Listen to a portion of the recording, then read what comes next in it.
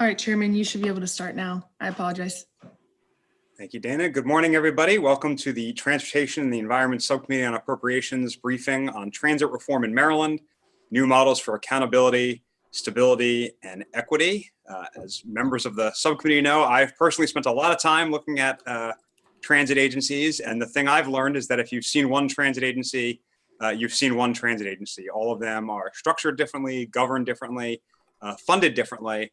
But that doesn't mean there aren't things we can learn from other models to figure out how to do things differently or better.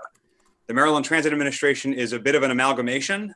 It started as sort of a statewide planning agency. It took over local bus and subway service in Baltimore City, expanded to take on the commuter rail operations, the now really well-named Market Commuter Rail Service. It built a light rail system in Baltimore City and is now overseeing construction of a light rail line off and on in the DC suburbs. So it has both a statewide role and a role in many of our communities, as well as a very specific role in the Baltimore region. And I know there are many frustrations that people all over the state can have with MTA, but it's particularly pronounced in the city and the surrounding areas where they really rely on MTA for their local service, the way I rely on Ride-On and WMATA in my area.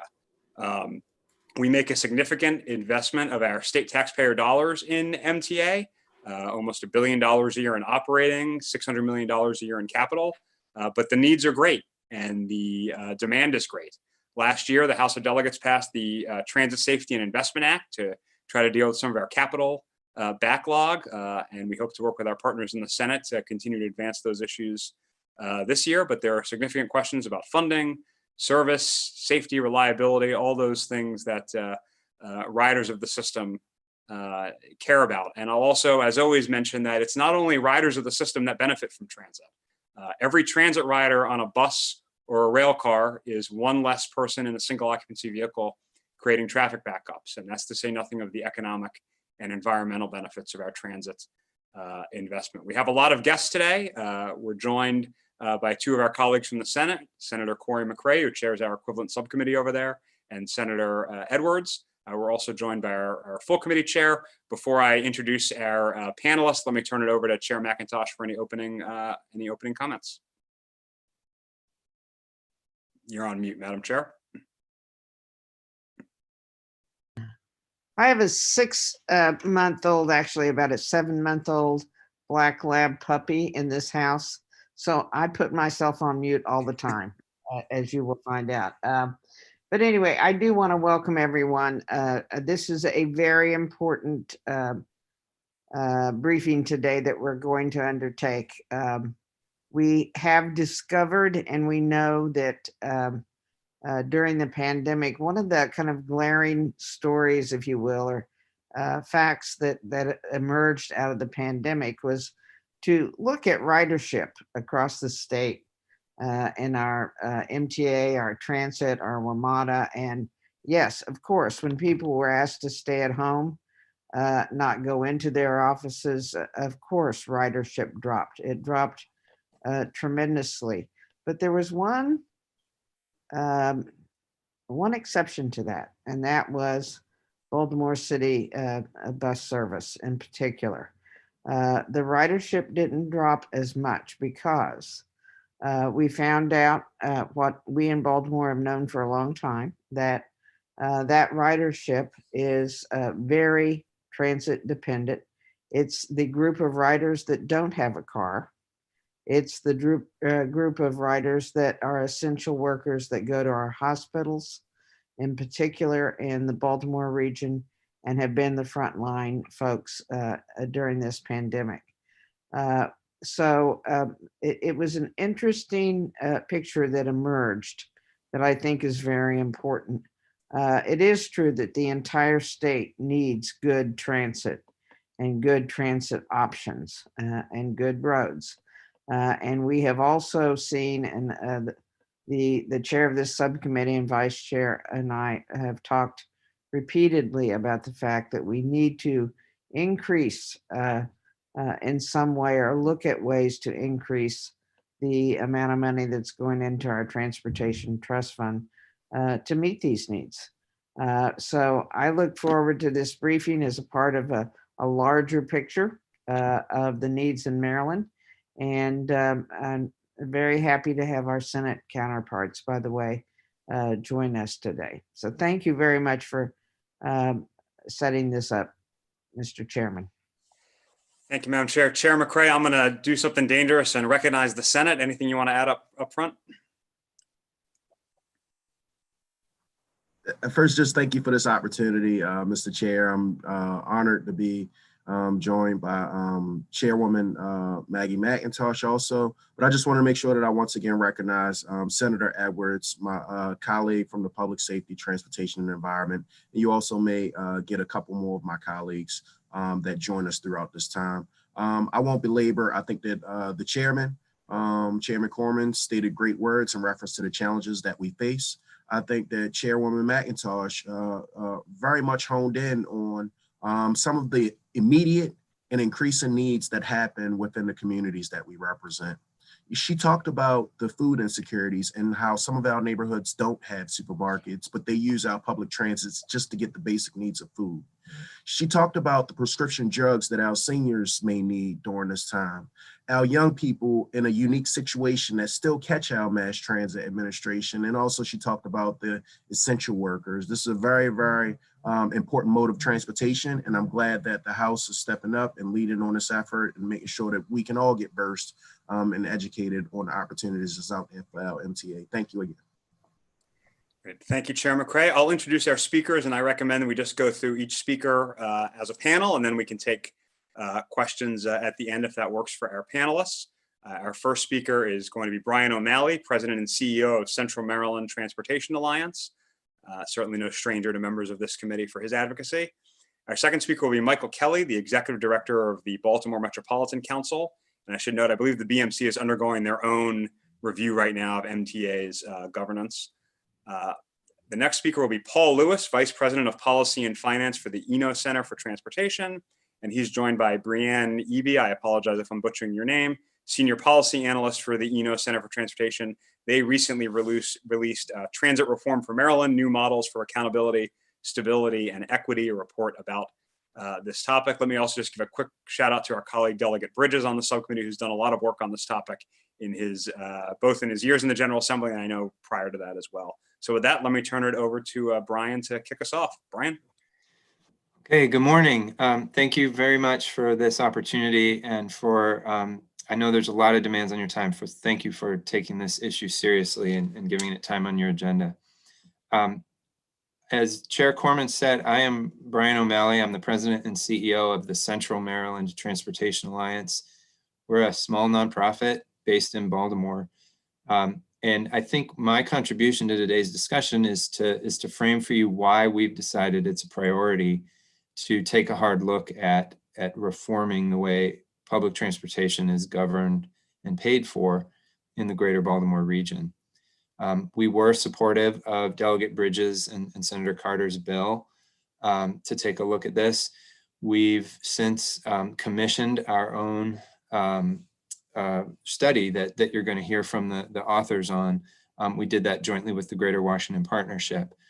And that's not a decision we took lightly. That's a cost and an investment of our time and resources to do that. And so I want to speak to why we thought it was important.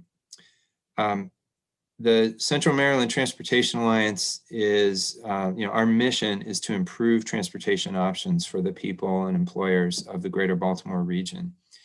And we feel that the way we pay for and the way we govern public transportation in the greater Baltimore region is not producing good results.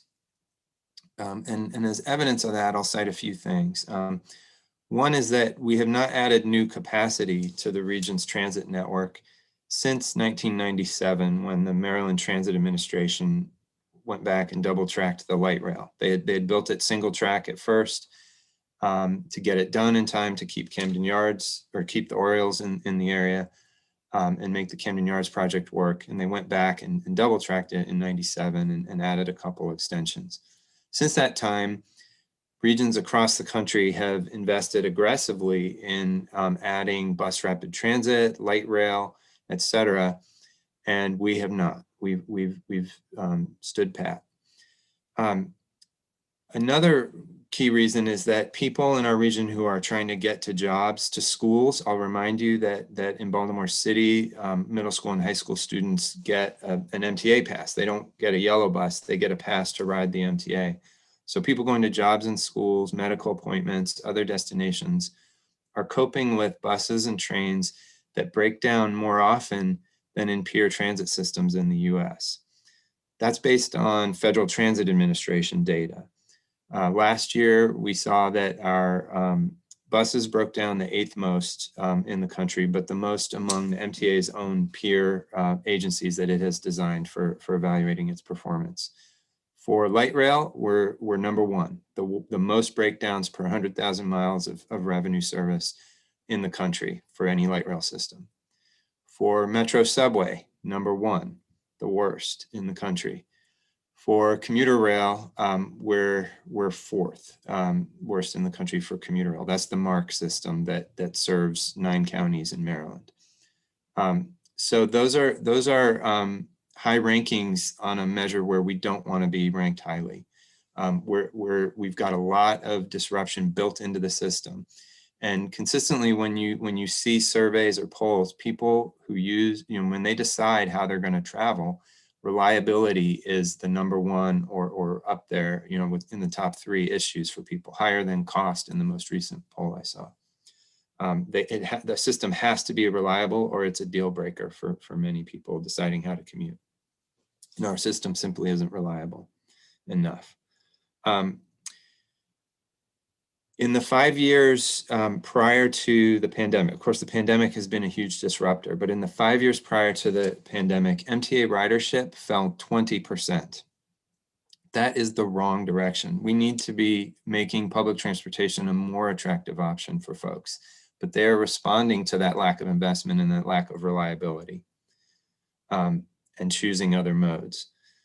At the same time, after it fell for 6 consecutive years, in 2014, vehicle miles traveled per capita this is statewide, vehicle miles traveled per capita in Maryland began to climb, and it climbed faster than it had fallen. And so by 2018, we had exceeded our previous high. That's also the wrong direction. We need to be reducing our emissions, and we need to be reducing the amount of time that people have to spend in cars to get to work and accomplish their other errands. But instead, we're going in the wrong direction. And the New York Times had a great report about a year ago about carbon emissions. Transportation, I'm sure this committee is aware that transportation is the #1 source of carbon emissions in both Maryland and the United States. And in the greater Baltimore region, carbon emissions per capita was continuing to grow, where other places in the country had started to arrest that growth and even shrink it. I'm going to add 2 shameless plug here, but my organization does a transportation report card, and we issued a 2020 update to it yesterday. That's something we created in 2015, and it was designed to be updated every 2 to 3 years. I say every 2 to 3 years because it's based on 12 external data points that we don't control. Things like the US Census or the American Society of Civil Engineers, some university work, the US EPA, et cetera. Those are 12 data points that we use as a measuring stick, that we apply the same measuring stick over time and we see if we're getting better. And the point of doing that was to move conversations about transportation beyond just griping about, traffic is annoying, to really capturing how transportation affects our lives and our communities. And so we believe these 12 indicators do that. Unfortunately, the average grade across those 12 indicators remains a D. It was a D in 2015, and we got a D again this time. And that's something that is not acceptable. We need to demand excellence. We need to be improving. And that's based on things like air pollution and access to jobs, critical fundamental things to the health of people, the health of our communities, and the quality of life. And we've got to do better. during the pandemic, we've seen, people often say, it's almost a cliche now to say that the pandemic has laid bare the inequities that already existed. And that's certainly been true in transportation. We know that in Baltimore, people rely on public transportation to get to work. But what we saw during the pandemic was that while ridership did fall, it didn't fall by as much in the Baltimore region as it did nationwide. Many people continue to rely on public transportation. And there was a study that came out in the spring about essential workers, and I think it used the Pennsylvania definition of essential workers. And it found that of the people who commute primarily by public transportation in Baltimore, 40% of them are essential workers. They meet that definition from Pennsylvania. And so our healthcare workers, our food distribution workers, and in grocery stores continue to rely on that service to get to and from the job. And so it's going to be critical both for getting through this pandemic and our economic recovery. So that brings me to reform. The idea has been kicked around casually for years, but we feel it's time for thought leaders and decision makers in Maryland to give serious attention to the idea of replacing the top-down model we have for governing and financing public transportation with more local and regional control. There are two key advantages in that kind of reform. One is giving more local control and accountability. And two is the ability to raise more funds for more and improved transit service. Even in this tough year of 2020, we've seen that 82% of ballot initiatives around the country to invest more in transit passed. And that's in all kinds of states. A big one just on election day passed in Austin, Texas. But it's happening 82% of the time. Voters are saying, yes, we want to be taxed more to invest more in our transportation because we see how that will have us come out better in the end. We were looking back at a 2015 report by ENO, who you're going to hear from in a few minutes, and Transit Center that looked at the way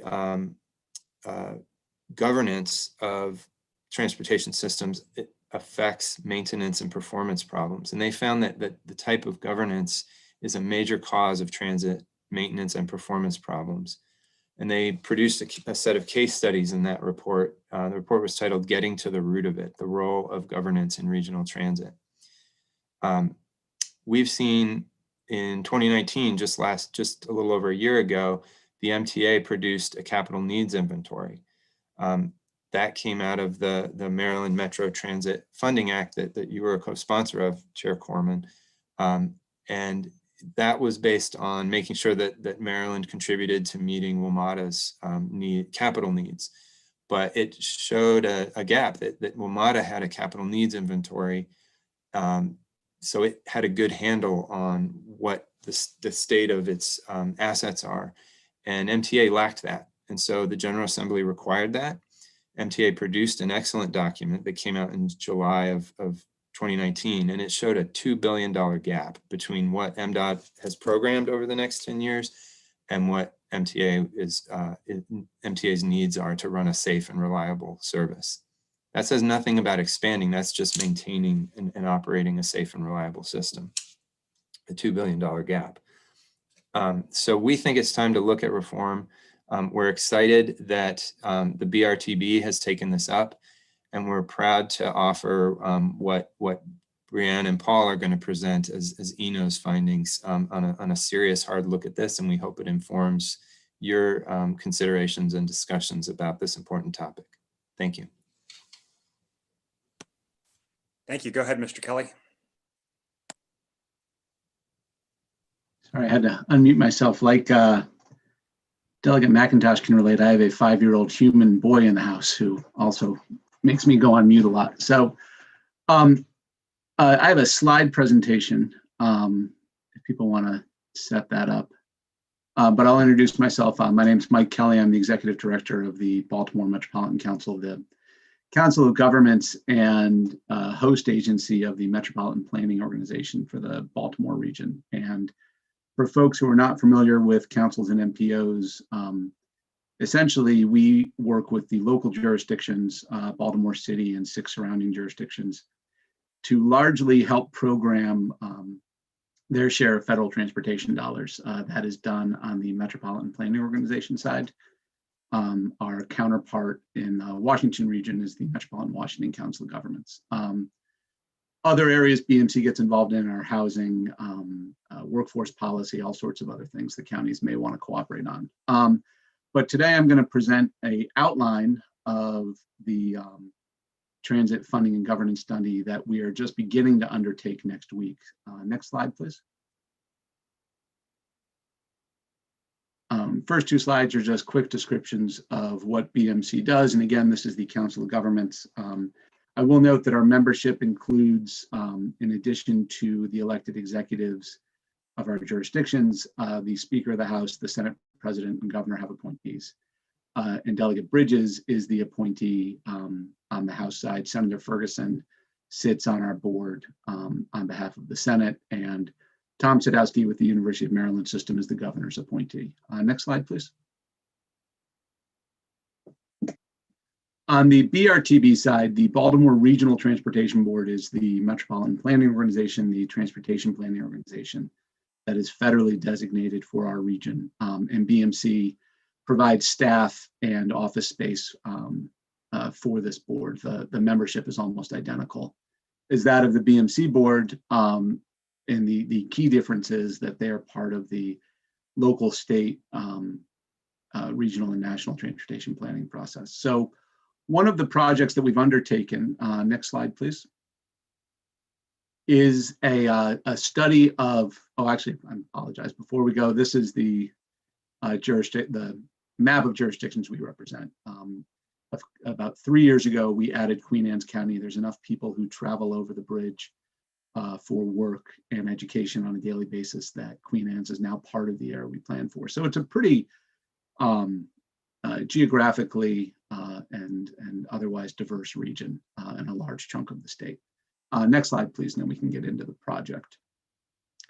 So we've started, as Brian mentioned, there have been casual conversations about the structure of MTA, how these decisions are made in the region, largely around the disconnect between a state-run transit agency and the local governments and their residents who really need to interact with transit on a daily basis. And there's been all sorts of variations of this conversation, and it's one that at BMC we started to formalize beginning in 2018. So in 2019, Delegate Bridges put in a bill for a relatively small transportation authority study.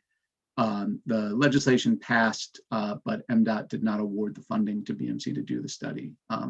It was for, I believe, $40,000. So not it would have been the primer for the study that we're beginning now. Last fall, we began this effort in earnest, or last spring in February.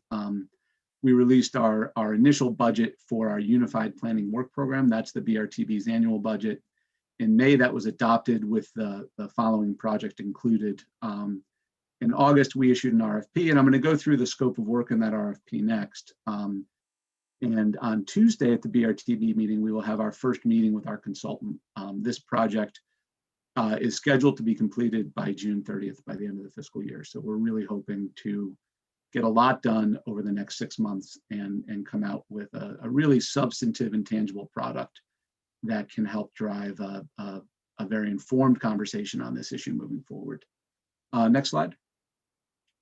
So I'll quickly go through the scope. And the numbers here are essentially the chapters that the BRTB anticipates will be in the final product. So we're going to look at our study purpose and approach. We're going to work with our consultant, with the board itself and stakeholders to really determine and refine what that is.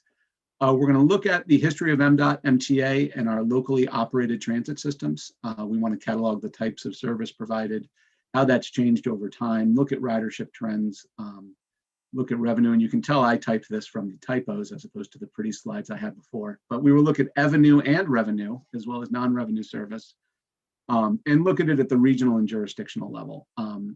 MTA's core service area, bus-wise, covers Baltimore City, Baltimore County, and Northern Anne Arundel County. There's other services that reach into the other jurisdictions, and we're going to take all that into account.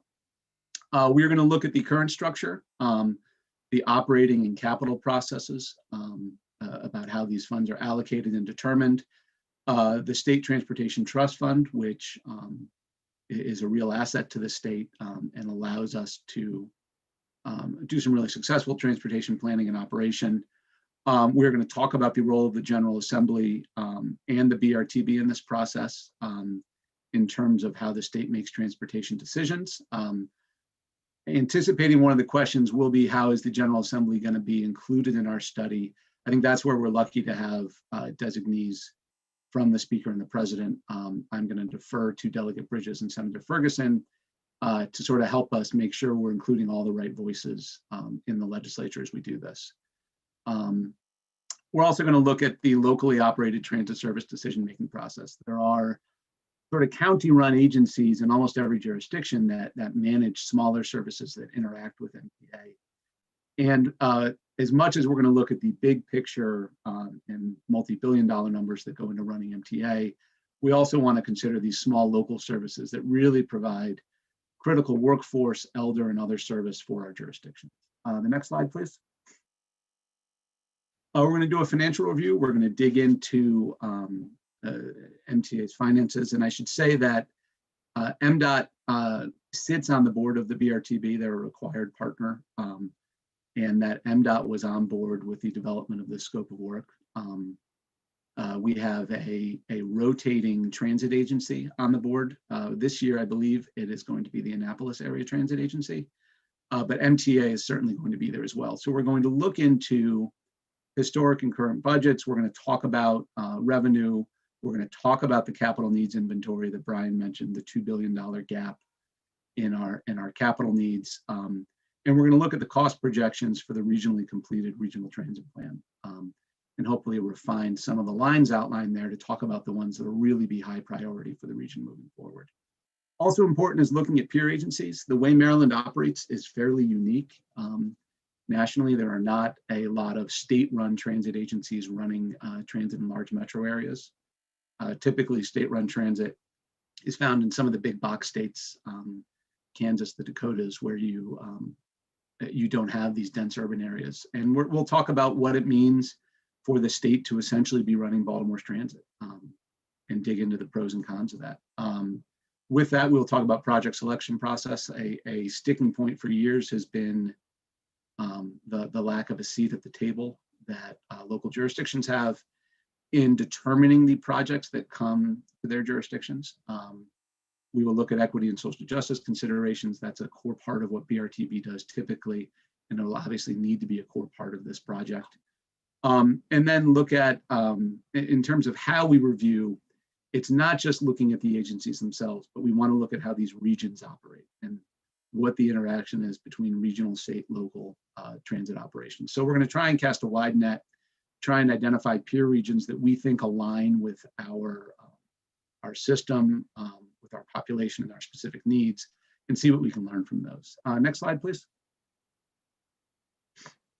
Looking at a review of transit funding measures. Brian mentioned one that just passed in Austin. As many transit funding measures are on ballots every year. They don't all pass, and we want to dig into what makes these funding measures successful. What are some of the drawbacks? We just led a trip last year, my agency, to Nashville. We brought 70 regional leaders down there. And one of the conversations we had was about a planned transit network that Nashville put forward that ultimately failed because of a funding referendum that was unsuccessful. So we want to dig in to lay out some of the ins and outs of how those operate and try and identify models that could be applicable to our region. Options for governance and funding. This will be a critical section. We are asking the consultant to identify at least 4 options for these models. I do not anticipate that our report is going to put forward one over the others.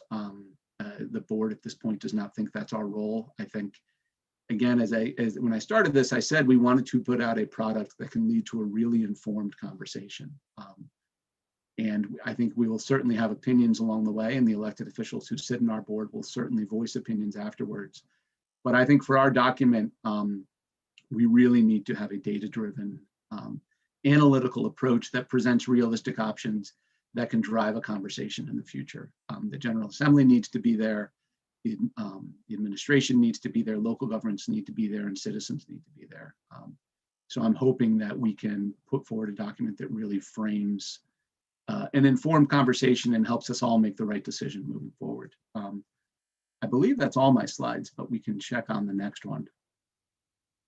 Yeah, there's my contact information, so I'm certainly happy to talk to anyone with specific questions afterwards, and look forward to being part of the conversation after the next presentation. Thank you so much, Mr. Kelly. We'll now turn to our friends at the Eno Center, Mr. Lewis and Ms. Ebby. Great, thank you. So I'm actually going to kick off our discussion today, and we have some slides as well.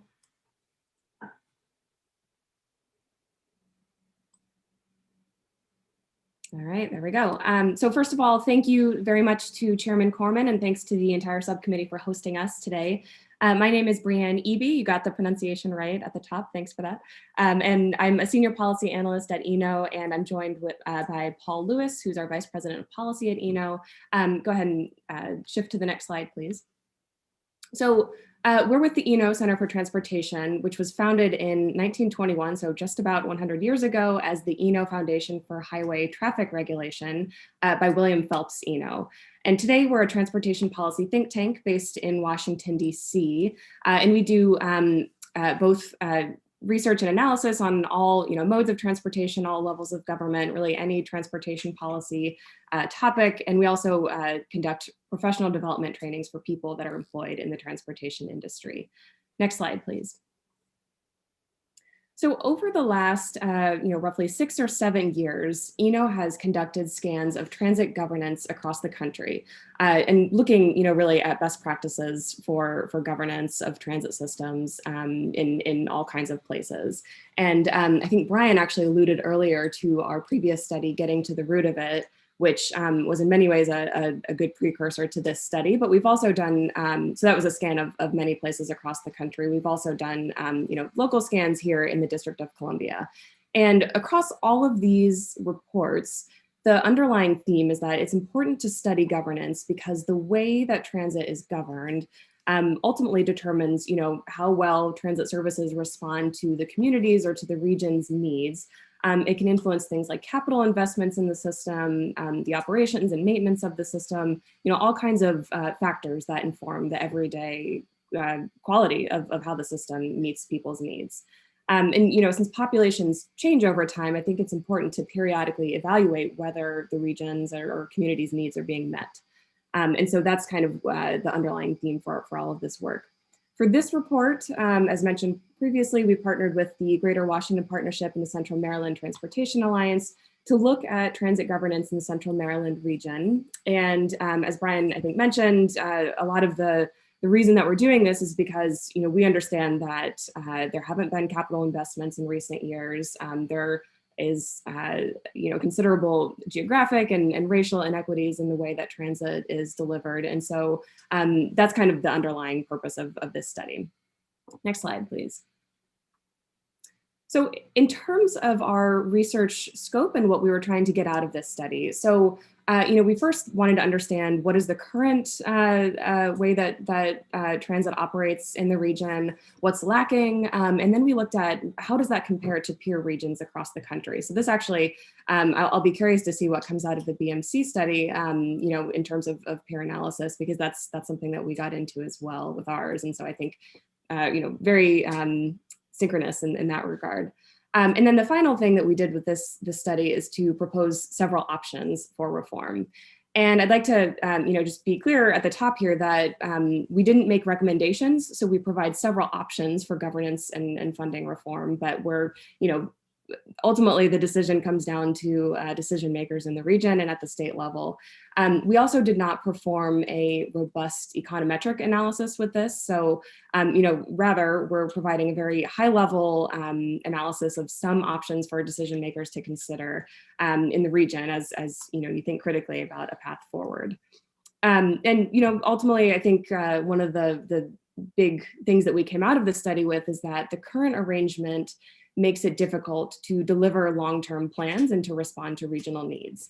So for example, and I'll go into more detail on this in just a bit, the MTA has currently no board of directors, and local jurisdictions do not directly fund services. And so more local representation might fundamentally change the way that transit operates in the region. Next slide, please. So in terms of our methodology, so we began by drawing from our existing research. Again, we've done considerable research on this topic in other regions in the past. So we drew from that.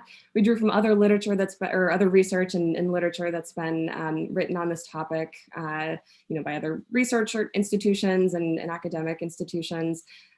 We conducted interviews with stakeholders that are currently and previously involved in transit in the state and in the region. We conducted case studies for 3 peer regions. So we looked at the Boston transit delivery in Boston, Minneapolis, St. Paul, and then Pittsburgh. And we chose those 3 regions because they're roughly comparable in size, but they also have considerable state involvement in the way that transit is delivered. But that state involvement is balanced by local representation as well. And then we came out of all of this research with several options for reform that we'll go into more detail on in just a bit. Next slide, please. So what makes transit governance so unique in the Central Maryland region? Next slide. So the first and primary thing that I alluded to earlier is that MTA does not have a board of directors. Rather, as you all know, it's embedded within the state DOT. And MDOT is responsible for most of the state's transportation functions. And as you can see in this chart, MTA is one of several other modal administrations. MTA delivers services statewide, including to the Baltimore region. Transit agencies that do not, or that do have boards, typically have a mix of state and local representation in those boards. And so the fact that there's not a board of directors means that there's not, as much of an opportunity for local input. There's no local oversight, thus, for the services. Next slide, please. So the primary source of funding for MTA services is, as you all know, the Transportation Trust Fund, and local governments don't directly contribute to the system. And so this is, I believe, the 2019 capital and operating budgets for the MTA. And as you can see here, there is no local contributions to the MTA's budget. And this is in contrast to peer regions. And I'd encourage you to take a look at our report and compare these charts to the budgets of the peer agencies that we look at, all 3 of which do have local funds contributed for capital and operating expenses. And this is unique when compared to not only the peers that we looked at, but peers around the country. We found that when looking at transit agencies, so of the 88 largest transit agencies in the country, most of them derive at least, I think it's 95% of their non-federal subsidies from local sources. So once you remove that federal subsidy from transportation budgets for local agencies, most of the funding does come from federal sources. That's pretty striking that MTA is kind of uniquely not in that category compared to its peers. Next slide, please. I think this is my last one before I'll switch it over to Paul, but just want to reiterate, and I think somebody mentioned this earlier. So under the current governance structure, MTA is responsible for 3 very distinct roles. So it's, it operates local and regional services in and around the Baltimore area. MTA provides commuter services throughout the entire state and even into, surrounding states. And MTA is also building a major capital project currently in the DC suburbs. And so these are 3 very different imperatives and can mean that their, responsibilities are kind of stretched thin between these 3 roles. With that, I will pass it over to my colleague, Paul. Fantastic. Next slide, please. Okay, so I'm just going to spend a couple minutes going through our key findings and then our recommendations, and hopefully this will be a good foundation for discussion. So when we're thinking about the future of governance in the Baltimore region, there's 5 areas that we think we should include in that discussion. One, the state should continue to play a role. Right now, all the funding for MTA comes from the state. It would be pretty much impossible for that funding to be replaced by local sources completely. And there is some benefit to having a state perspective involved in governance. But contrast that with our second finding is that local leaders need to have more direct involvement. Right now, as Brianne just mentioned, the state has complete authority over all decision-making, budgets, and whatnot at the agency.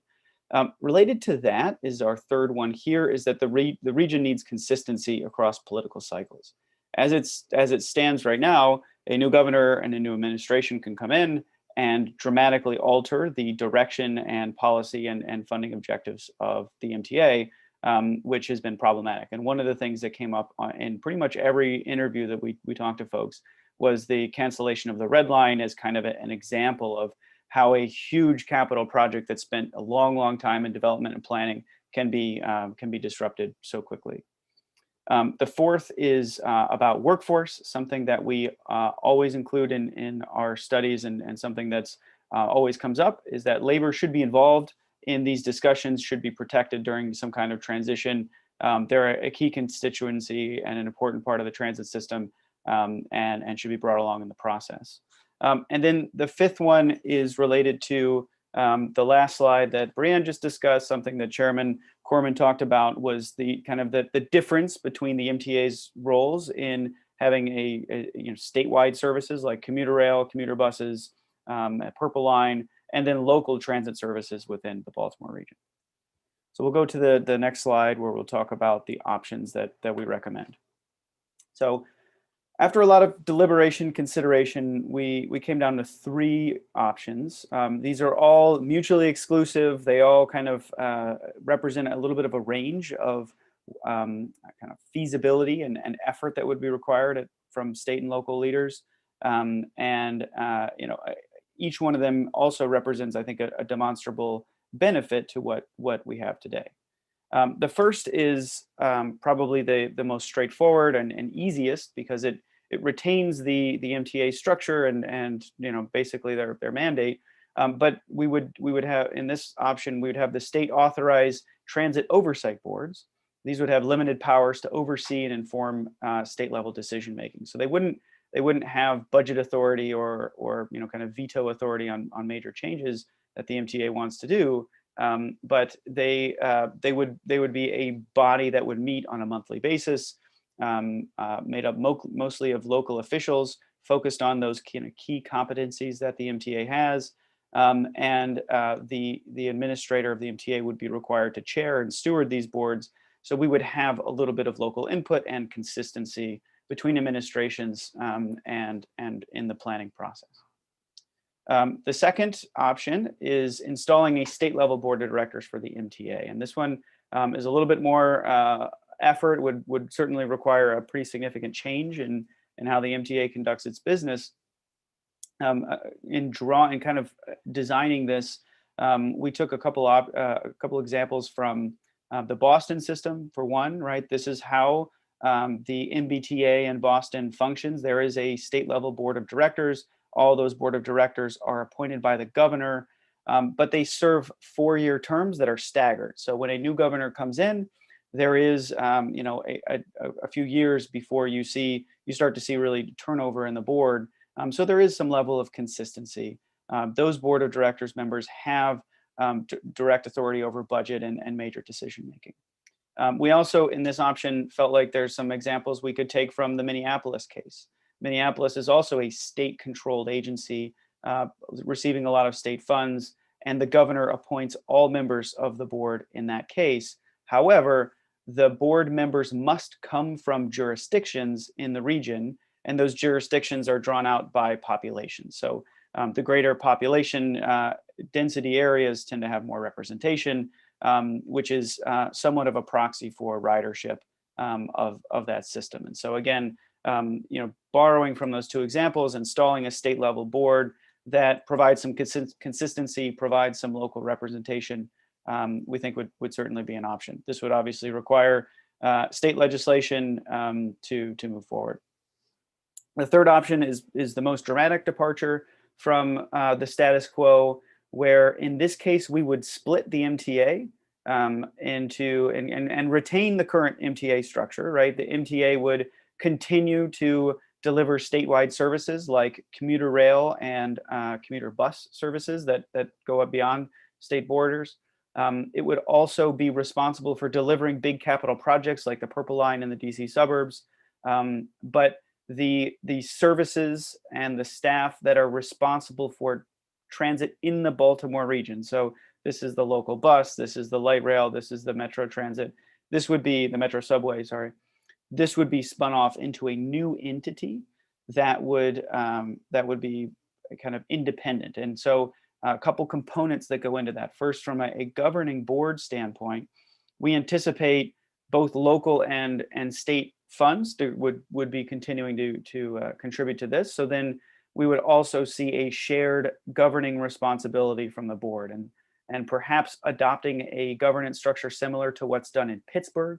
In Pittsburgh, the transit agency sits within the Port Authority of Allegheny County, and the 11 board members that govern the Port Authority of Allegheny County, 5 of them come from the state government. The governor appoints few, the legislature appoints a few, and then the remaining 6 come from the local jurisdictions that appoint based roughly on ridership. So you have this kind of shared responsibility of both state and local decision makers. This third option would, however, require some new funding directly from the localities. Right now, it's completely funded by the state. Our recommendation is that we keep the state funds and perhaps set up a dedicated funding stream similar to what goes to WMATA, and then the localities would be responsible for contributing some portion of the operating and or capital budgets that can make that system happen. And so obviously that's a challenge. On the next slide, if we can advance to that, we have a back of the envelope analysis that we put together of funding. So, when this came up a lot, what does it actually mean to have local funding?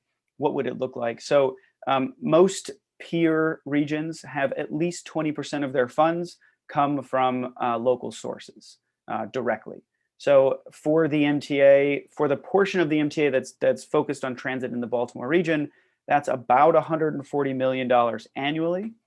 We would, again, to reiterate, we would say this does not supplant state funds, but just kind of in addition to help reinvest into the system and to help make sure that there is a buy-in from the localities relative to their governance. Some regions like the Boston region does a local assessment. So in that region, every locality has to chip in to the system, and they are assessed a portion based on their population in relation to the region's population. And they, through their own local taxing streams, figure out how to pay that assessment. Another option could be local sales tax. Obviously, this would require state authorization. And in this case, we recognize that there is some challenges with that, particularly since the sales tax is a state-based tax, but we could envision something beyond the current 6% applied in the counties within the jurisdiction of this new agency. That could be somewhere on the range of a half cent to a full cent to total up to that $140 million annually. Budget could also come from something like local income taxes. They could use the budgets that they currently allocate to their local transit services, and those get absolved into this new agency. There's a lot of different options to explore, and Brianne and I are certainly not experts in Maryland tax policy, but wanted to just kind of present this to give, again, some order of magnitude numbers to the funding discussion that would particularly apply to the third option if we were to go down that road. So next slide, which is kind of our ending slide. Obviously, this is kind of our first cut at this. We're really excited that the BMC has launched another study that I think is going to go into a little bit more detail on some of these subjects. But Transit reform is a marathon, not a sprint. It's going to be something that takes a lot of coalition building and time. But I think that it's something that could certainly benefit the state, certainly benefit the region. And we are excited to be part of that conversation. So with that, I'll stop, and I think we'll move into the discussion part. Great. Thank you very much to all the panelists. Colleagues, just a reminder, use the raise hand function in the participants tab, and we'll start with Chair McRae. Thank you, Mr. Chair. If we could just have one comment, I guess maybe BMC comment on the $300,000 study. How can the study that's already taken place, the $50,000 study, complement or help with the study that you're conducting? And then I have a second question that I'll just get out the way. If any one of the groups can comment on the private sector stuff like the MagLab or other projects that's out there, where does this fall at in this equation? Thank you, Mr. Chair. Thanks, Senator. So our study has a pretty broad public involvement component, and obviously, having a document out there that's already taken a look at some of these issues is going to be a part of it. I think the BRTB committed a significant portion of this year's planning dollars to this, and I think we'll be lucky enough to go into a lot of detail and actually start pulling the financial numbers and driving it. But the study certainly lines up with what we had in our scope of work. So obviously there'll be some overlap, but I think it's just a question of detail and having, in our case, the resources to dive into exactly what some of these numbers look like and what some of the outcomes might look like. I will defer on the other projects. I'll just defer on the MagLab and other things. Mr. Chair, maybe could I speak to the second question about the private sector? I'd say it's great to have options, and it's great to have different technologies out there. In my work, we often get asked about MagLab and Hyperloop because those are, in my opinion, kind of bright, shiny objects that get in the paper and people get excited about. But I always remind folks that those are technologies, and we're looking to improve outcomes for the people and employers of the region. And so there's a way of going about that involves planning and setting goals. So, for example, MagLab is a solution for travel between Baltimore and Washington. So we should look at that corridor and what we're trying to accomplish as a state to move people between Baltimore and Washington in terms of speed, in terms of cost, in terms of environmental impact, and figure out what's the best technology to do that for the taxpayer, for whatever public resources are being asked. If they can do it privately without any public involvement, then more power to them. But if they need public involvement, then we should be asking hard questions about what public purpose this is serving.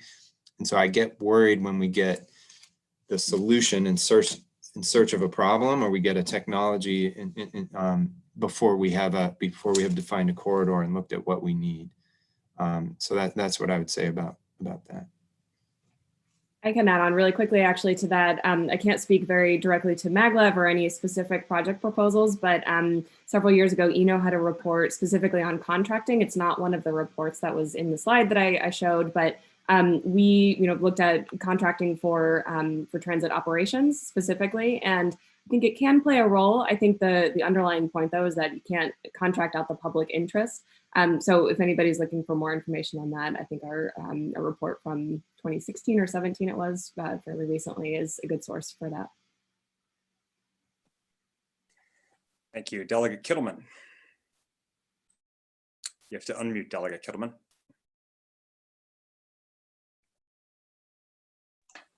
I'm sorry, I generally remember that. I just wanted to first thank you, Chairman Corman and Delegate Bridges. I think this is a study that is, I won't say long overdue, but I'm delighted that it's happening because obviously there are a number of issues. I have a few questions, so if I go too long, just cut me off and I'll come back at the end, hopefully.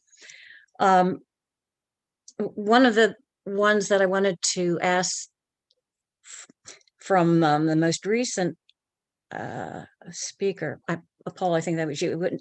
You talk about a local assessment for raising funds. Would that consider not just how many people they had, but how much transit they used? I didn't hear you say that, and I wondered if that's the case.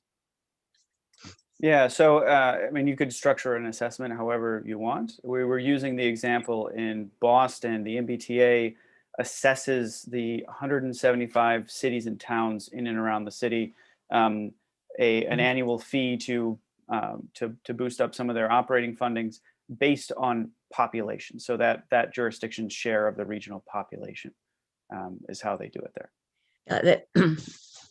Way back when the WMATA first began, Montgomery County and Prince George's each contributed an amount that equaled 25% of the cost of WMATA, because they are pretty much the ones that used it. That went by the boards, but I think having locals participate is a good idea.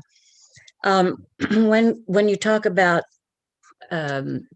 looking at how things are structured, and are you going to take a hard look at the MTA internal workings? I don't know exactly if it's gotten any better since I was involved a number of years ago, but we found that the MTA itself really is pretty much handcuffed by a union contract that is arcane, to say the least, and it creates a number of very strange outcomes that cost money that probably hinders our ability to really, maximize the value of that.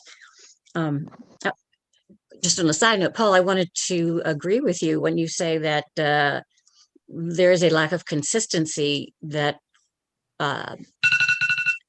governors, I'm sorry, something rang in my house. You're when they timing your try own to- questions. That's right. Apparently I'm that they change things. I remember when I became deputy secretary, I made a number of speeches, and what I said in all of them was, and I quote, "The first thing that Secretary Flanagan did when he got into his office was pick up the key, go down into the cellar, and unlock the SHA." And there really is a difference in approach. It took 50 years or more to get the intercounty connector built, and I know that some of the transit projects are having the same issue. So I don't know if you're going to look into the union contract. I don't know, what that would entail, but I would say that it's something worth at least looking at. The entities that you suggest creating, the three options, I wonder, it sounds as though they will be empowered to make decisions, but without the obligation to raise the funds to fund their decisions. And is that the case? I think each option is a little bit different, right? So the first option is basically advisory board, so that they certainly wouldn't have the authority to raise funds. The second option would kind of work with the existing budget, and so they would work with the state, and those would be governor appointees, so it would still be state controlled. The third option would, I think, perhaps have the ability to raise its own funds through local options, or and those kind of things. The local participation on the board, I think, would be crucial for making that happen. Yeah, as deeming it an authority that suggests that it should be able to, because the school system sometimes is frustrating, having the option to set the budgets, but not the responsibility of raising the funds. The last thing I wanted to ask is, I was not at all surprised that during this pandemic, the transit that continued the most was the Baltimore bus system.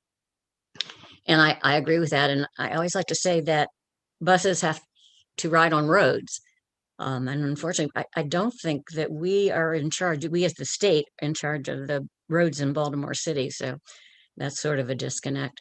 But that is where I always saw the need to be is for the internal going into the city. And I had a question. Do we have at this point a system that shows people who are at a bus stop when that next bus is due, and not due, but when is it actually going to get there? I mean, they have that in London, I'm sure a lot of other places, and it was something that we tried desperately to accomplish and were unsuccessful. And I just wondered if we'd done that yet. Does anybody? I can speak to that, Delegate Kittleman. I think the best answer to that is on people's smartphone, the transit app, which the MTA is sponsored with. The MTA's part in that was putting technology on the buses that provided a reliable signal where they're located. For the longest time, you couldn't get a reliable signal of where a bus was. And so adding that GPS unit on the buses fleet-wide makes that transit app a great tool. I was involved when I first joined the Transportation Alliance. We made a big push in like 2008 and 9 to try to get those LED signs like you're describing. The problem was power supply to every bus stop. And we worked with BGE, but it's a big cost, and it just wasn't feasible. There's so many bus stops in a system that it wasn't feasible. So it works great on like subway platforms, but it's harder to do on every single bus stop. So if someone is standing at a bus stop and they have a phone and they look at it, it will tell them that their bus is at XYZ, but not exactly how many minutes it would take. You would have to estimate that, which I assume that people who rode it regularly could do. The transit app tells you how many minutes. So it tells you the number or the route of the bus that's approaching and the number of minutes. And so you can see the countdown as it gets closer to your stop. Super. And the only other question I have is, have we looked to see, I know cell phones are everywhere, but I wonder if everyone in the city who rides buses to get to work has access, has a cell phone that they can use to do that. It's just something I think would be interesting to find out in pursuit of equity. That's it. Thank you. Thank you, Delegate Kittleman. Perhaps we should have warned our ENO guest that you are former Deputy Secretary Kittleman as well. Delegate Bridges. Thank you, Mr. Chair. And thank you all for your presentations today as well. I think when I put my bill in last year, it was sort of a modest budget, modest bill that obviously wouldn't have gotten as much out of it as we're getting now today with the ENO report, as well as the 300+ report that's going to be commenced by the Baltimore Metropolitan Council. So I definitely appreciate you all being on here today. Just want to sort of follow up, and if I get too much in the weeds, you all please let me know. But I wanted to follow up with the ENO study and ask a few questions about that because I think it really does give sort of a precursor to what could happen with the study that Baltimore Metropolitan Council is about to do. But in terms of the funding, I noticed that your target of 140 million focused really on Baltimore City and Baltimore County. And I was wondering, how does that sort of that split if you start adding other counties, let's say Anne Arundel County is involved or Howard County, how would that split actually happen? And the other question, as you think about that though, is a phasing. And so let's say we do go with an authority or an oversight or some board, and you also change the funding structure. How do you see that being phased in over time to get to that 140 million that you discussed in the study? I can start in a response pretty high level. So thank you for the question, Delegate Bridges. And if anybody has the report in front of them, the number that he was referring to is on page 39. We have kind of a call out box. This is simply illustrative. So we used Baltimore City and County as the examples here because that's where the primary service is. I think that number would change though, depending on other jurisdictions that come in, right? So the idea is that, if Anne Arundel or other jurisdictions want to participate, the ultimate mix of funding would differ. Paul probably has some added thoughts on that. Yeah, I mean, and to Brian's point, we chose those two just because that's where the bulk of the service is. I think ideally it would expand and have more of the suburban jurisdictions join in part because it's crucial that the region kind of function as that, right? A transportation system doesn't end at borders. And there's probably a lot of investments we could be making in both the city and in the surrounding jurisdictions to expand that access. And so the more that participate, the easier that it is going to be to raise those funds. Thank you. And Mr. Chair, if I can, another question. In terms of raising funds and looking at the different structures, one of the things that I was interested in, and this came to mind as we were talking, so let's say there's an authority that's established. Would there be a sort of, would they have the ability to have bonding authority, as an example, which, could also assist them? Because I know we mentioned the sales tax and other fees. Is a bonding authority sort of an example that we can also look at for the new creation? And the other question is, as you look at the different peer agencies, is there one that you will hold up as the model that you would see does it better than anybody else? I've often heard of Massachusetts being that model, but maybe that's not the one that we really need to look to as much. So those are my questions for you. Yeah, so I'll answer your second question first. In terms of the, is there kind of a model that is perfect? And I would say absolutely not. Every region has its own jurisdictional issues, its own history, its own systemic problems that face the region, and those have to be addressed one-on with governance, right? And so the slide that I had a few ago that kind of talked about those broad principles about state involvement, local involvement, consistency. I mean, those are the kind of factors that go into making good governance. But the specific model really has kind of it's specific to each region, and it's also kind of a result of political compromise to make that happen. And now I'm forgetting the first half of your question. It was about bonding authority. Right. Just Yeah. trying to think outside the box. Yeah. So a lot of authorities have bonding authority, but not all of them. And so that's a kind of a decision that the state can and should make when creating the legislation that would authorize this local authority as to whether that's a power you'd like to be able to give this entity. Yeah, thank you. Thank you, Delegate Bridges. Vice Chair Krim. Thank you, Mr. Chairman. So I just want to tell the representatives from the Eno Center that you did a fabulous job. We read your report, and I think you were spot on in how the structure works for MDOT and how we're funded in Maryland. So I would suggest to Mr. Kelly when he's doing his report that don't spend any time writing that, just do a cut and paste, because I think they know exactly, and they studied it, and it was an excellent representation. So I would refer anybody who's wondering how we work in Maryland for transportation and how it's funded, they just read that report. That would explain that. My question is for Mr. Kelly, though, and I don't know whether he knows this or not. There's been some discussion at the federal level, about an infrastructure bill.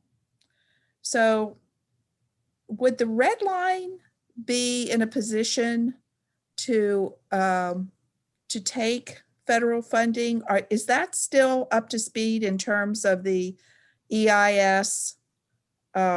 It is not. You're shaking your head. Okay. No, we would, to get federal funding through any of the federal grant programs, we would have to start at the back of the line for a brand new project. And there's all sorts of reasons why for the red line, but essentially once the cancellation happened, that project as designed was not going to be built again.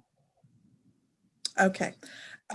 Do you know if there was any property acquired for the red line? Is that still intact or? The properties acquired are not all intact, no. Okay. All right. That answers my question. Okay. I have one more question, Mr. Chairman. Also, this is for you, Mr. Kelly. I think that we all understand that this is going to come down to a funding issue. And I know that you said in your testimony that your report is not going to recommend a funding structure.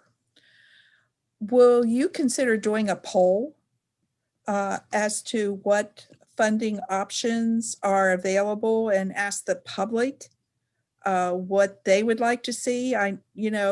The Northern Virginia model is one, and they did a referendum, and now they have this funding source for Northern Virginia. So if it was a dedicated funding source, that would be one, of course. And then, you could put others on there like VMT, et cetera, gas tax, whatever.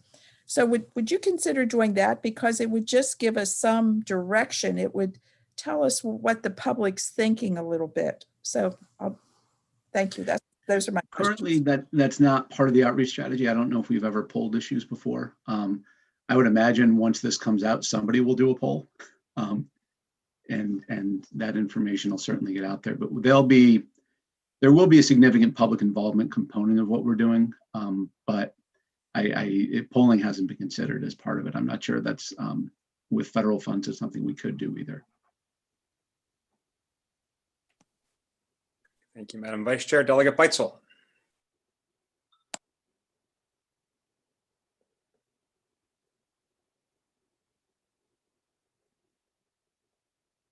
There we go. Can you hear me? Am I unmuted? Okay, I see a shake of head. Okay, thanks. I have a couple questions. Maybe the first one, any of the panel can answer it, but maybe I think the issue came up when Brian O'Malley was speaking. One of the problems before COVID came along was that riders, even though we're putting more money, allocating more funds, giving more attention to mass transit systems, the ridership seems to continue to decline. And of course, during this pandemic situation, as we've seen some forms of transportation, like the airport went down 90% for a time. But the money continues to come out of the Maryland, the Transportation Trust Fund. But I guess the first question would be, the reasons for the decline in ridership? Is it crime? Is it inconvenience? Is it the safety of the system? I know there was a major accident on WMATA that seemed to cause a real problem for ridership but that's being addressed. So what are the reasons, even before COVID, that the system ridership is declining? I'm happy to answer first. One thing, if you look at transit ridership over decades, it tracks with the price of gas. So in 2009, transit ridership peaked when gas was hitting $4 a gallon. So over time, you can look at the relative cost of driving to look at that. But in the Baltimore region, our region has evolved and our system has not. And I'm not sure that the system has been adequately funded, certainly not in an expansion level. And the needs of the residents when the system was designed are not the same transportation needs that we have now.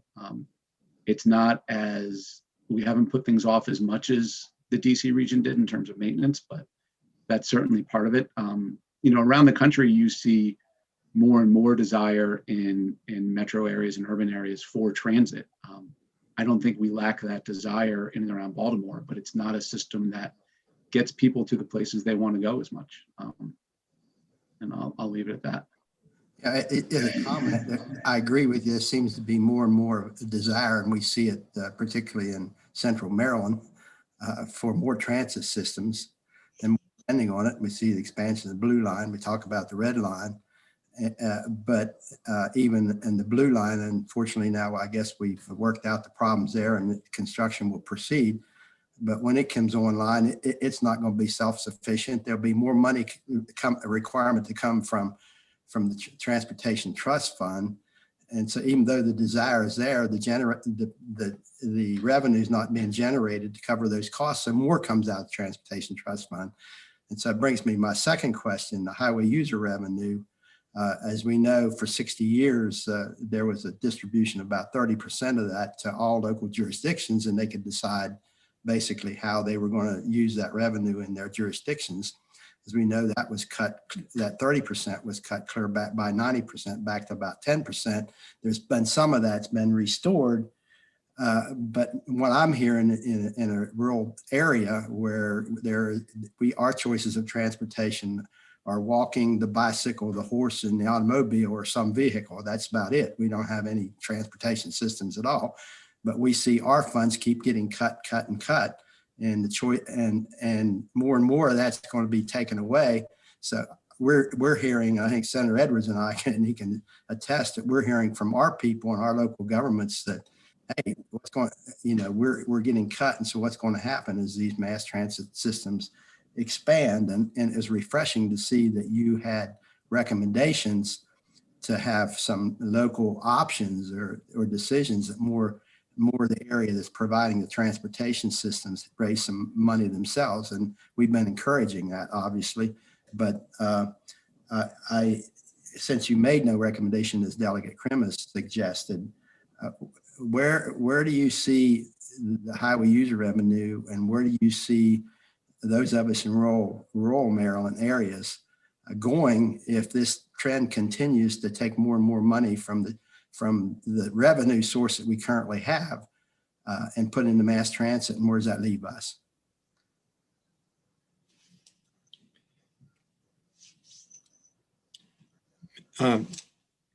Mr. Chair, maybe I'll take a stab at responding to that.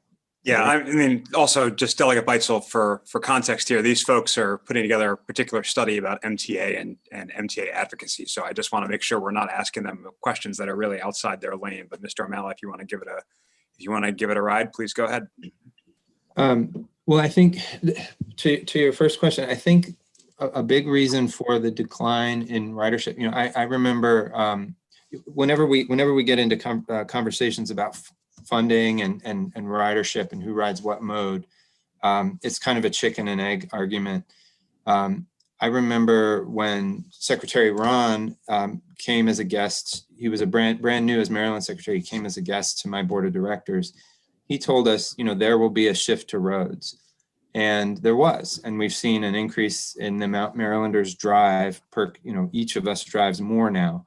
And that, that was a choice. That's a decision based on putting more money towards roads and highways and less money towards transit. At the federal level for decades, we've had a mandate that we put 80% of federal subsidies towards roads and highways and 20% towards transit.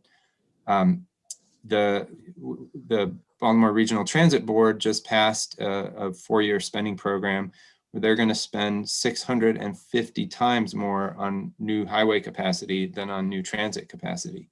So we are, in effect, causing lower transit ridership and more driving per capita. We're causing the traffic by choices we're making.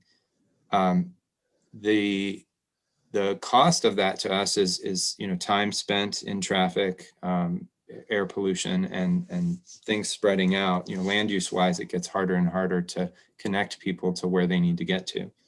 And then as far as the I think the transportation, no mode.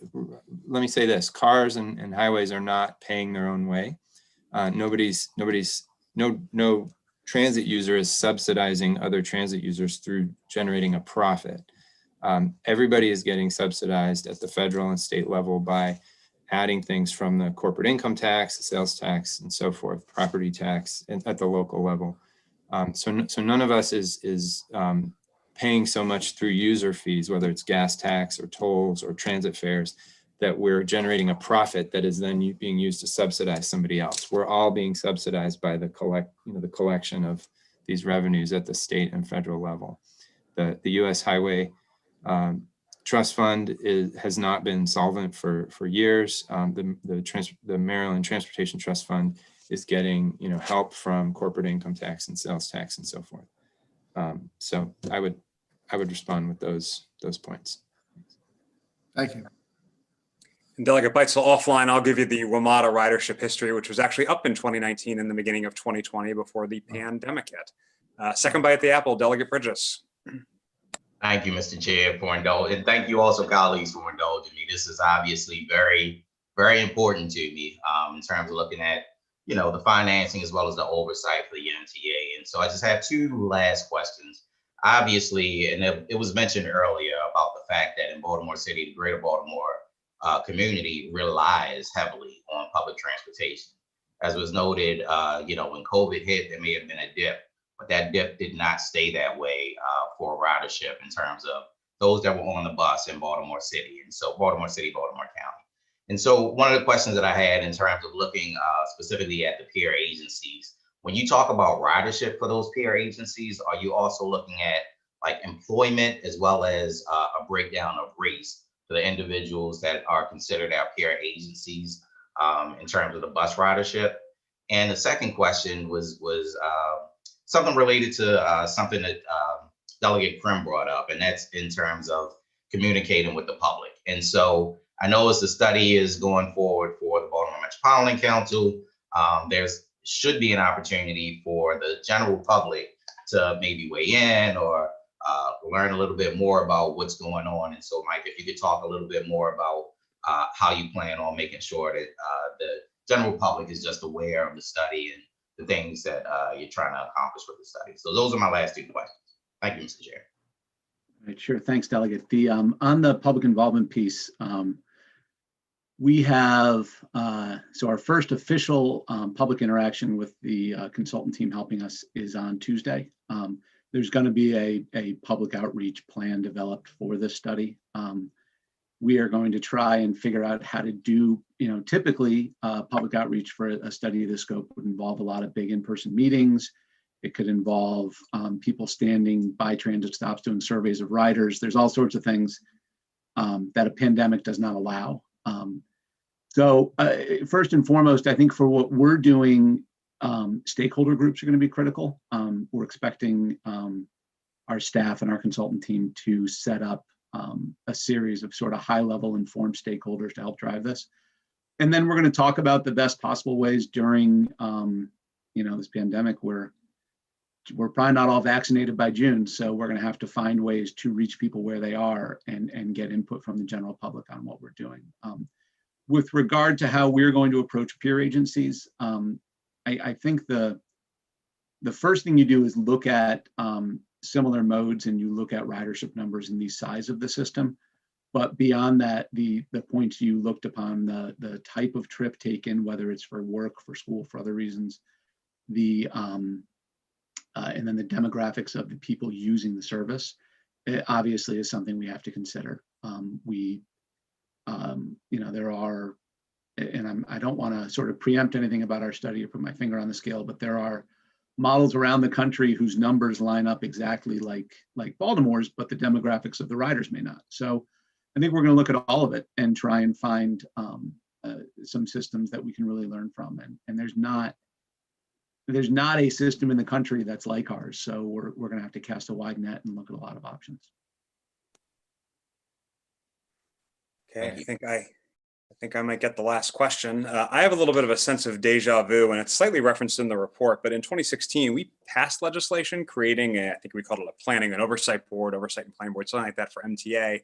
I know, looked at it. I know Brian's very familiar with it, but what was wrong there when it was vetoed and, never enacted that we could do differently if that's the option that was pursued, by the General Assembly in the future? What was the problem with that approach that's not currently in operation? Yeah, so it's a great question. We did kind of model that option after that legislation. We thought that it was a compelling idea, something that clearly had some political traction. I guess the differential we would make would be to create, instead of one, we would make three, and not to make more bureaucracy, but more to focus on the three core functions that MTA has. So one would be comprised of local officials focused on the transit in and around Baltimore. The second one would be on the statewide commuter services. So that would bring in folks from all over the state that rely on those commuter services to get to DC, to get to Baltimore, to kind of travel across bridges and those kind of things. And then the last one focused on the capital construction and provide some oversight and some guidance on those big capital projects like the Purple Line. Great. Thank you. And Eno, do you want to plug your webinar as long as we're here before we go? Yeah, sure thing. I will find a link for that and send that as well. But we are hosting a webinar next Wednesday, I think, at 4 o'clock with, we've invited speakers from the Minneapolis, St. Paul, and the Boston region to talk about, recent and ongoing, actually in the case of the Twin Cities, governance reform efforts in those two places. So I think that'll be a good opportunity to get into some more detail for each of those places. Great. Well, thank you to all our panelists and the subcommittee members and all our guests. I thought it was a good conversation with a lot of great questions. We appreciate your presentations. And obviously the discussion will continue. Delegate Bridges will make sure of that. With that, I believe we are adjourned. Thank you all so much. Thanks, everyone.